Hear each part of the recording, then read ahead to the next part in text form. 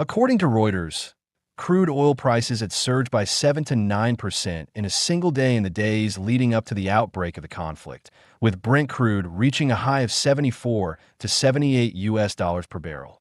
This spike was mainly driven by market concerns over a potential disruption in the Strait of Hormuz. The risks are quite great. This region is responsible for a lot of the production or supplies that go to the market. So it's very vulnerable when we're looking at oil markets here. So far, according to Kepler's data, and we monitor all the shipping that takes place out of all ports in the region and worldwide.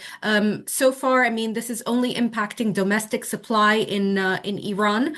Iran exports around 1.7 million barrels a day. And yes, OPEC does have that spare capacity. It still has a cushion of spare capacity. However, Israel has said that potentially these strikes could last for several weeks.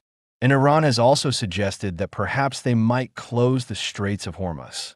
Analysts say if Iranian and Middle East crude oil exports are disrupted, it could spell disaster for Asia and Europe. That would be a catastrophic scenario. The closure of Hormuz is very, very significant. And if that happens, I mean, we've seen statements in the past from the Fifth Fleet that they would immediately intervene and unblock the strait.